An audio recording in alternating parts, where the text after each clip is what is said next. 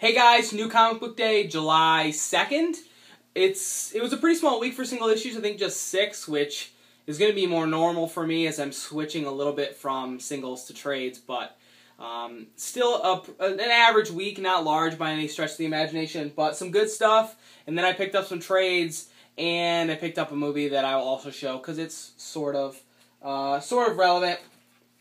As far as the singles go, there are 2 independent books, 2 Marvel books, and 2 DC books, split right down the middle.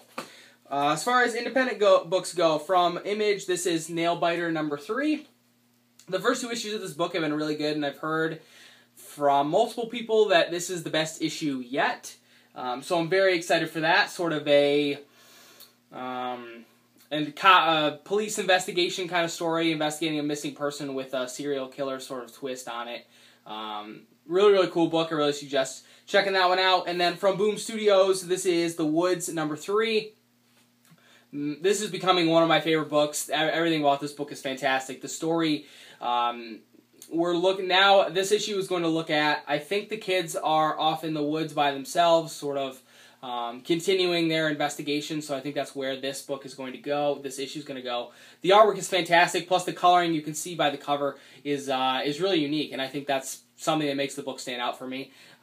Never read a whole lot of James Tynion before, and so far what I'm reading from this I'm liking a lot. On the Marvel books, just a couple. This kind of frustrates me, but it was a small week, so I grabbed it. This is Daredevil 0.1 Road Warrior. I do like the cover.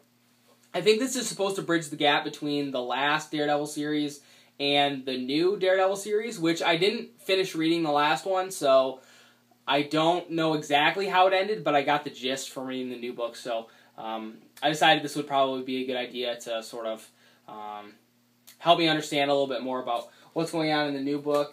And then last from Marvel, this is Magneto number 6. This book just continues to be amazing. Cullen Bunn doing an absolutely fantastic job on this. When this comes out in trade, I'm going to be double dipping on this for sure with the hardcovers because it is absolutely amazing. Plus the covers have been awesome. Everything except for number 1, all the covers I really liked. So can't suggest Magneto enough. And then a couple DC books. This is Green Arrow number 33. The last issue was Ollie back in Seattle, and this is starting the Outsiders, or I mean the Richard Dragon storyline. They brought Emiko back into the story, and I think that sort of ties the arcs together, the Outsiders War arc and this new arc together, and I think that's going to make me enjoy this more than I thought I might. So looking forward to Green Arrow. And then last from DC, this is Swamp Thing number 33. I heard Charles Soule say some really interesting things about this in an interview with DC, I think. Talking about how 33 and 34 is like a 2-parter. 33 focusing on the Wolf and 34 focusing on Lady Weeds. Both of which are former avatars that Alec brought back with him when he destroyed the Green. But he described it as a legitimate horror story, so I'm really excited to get into this. I think the Wolf and Lady Weeds are both scary in their own kind of way, so it's going to be interesting to get into that. I mean, it's been absolutely fantastic. A couple trades. 2 of these are me double dipping. But this is one that I don't have in singles. This is Batwoman Volume 2. What is this?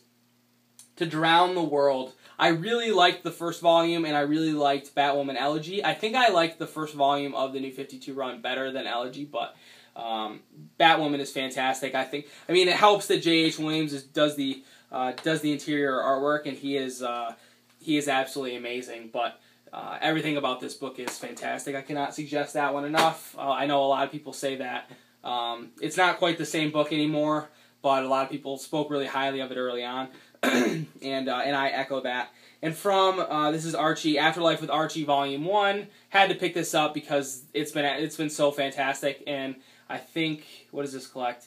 1 through 6, maybe 1 through 5. I don't really remember, but Afterlife with Archie is badass. If you like horror and you're not reading this, you're really missing out. And then I'll say the same thing about people who like sci-fi with this book. This is Black Science, Volume 1, written by Rick Remender, art by Matteo Scalera, Dean White on the colors. This book is just, totally amazing. If you read Fear Agent, you like that, I think You need to be reading this book. Plus, this is an image trade at $9.99. Can't beat that. Collects Black Science 1 to 6 for $9.99. Really awesome. If they ever do a deluxe, like a deluxe hardcover or something of this, or Afterlife with Archie, I will be selling these off and getting that as well. And then as far as the movie goes that I picked up, I cannot wait to watch this. One of my favorite science fiction movies of all time. This is the Alien Anthology, collecting Alien, Aliens, Alien 3, and Alien Resurrection, the last two of which I actually haven't seen. But like I said, Alien's one of my favorite movies, one of my favorite sci-fi movies, if not one of my favorite movies ever. So I'm really excited to get into this and check it out. Plus, it was super cheap. I think this was like $27, $26 or something like that. So super awesome. That's everything for me this week. I have another video that I'm working on that I think I'm going to be putting up maybe Sunday, talking a little bit about the future of my collection, my collecting, and how that affects my channel and stuff like that. Specifically talking about trade waiting and things like that. So if that's something that would interest you, look out for that. Like I said, maybe Sunday or Monday. But anyway, guys, thanks for watching. Take care, and I'll talk to you guys again soon.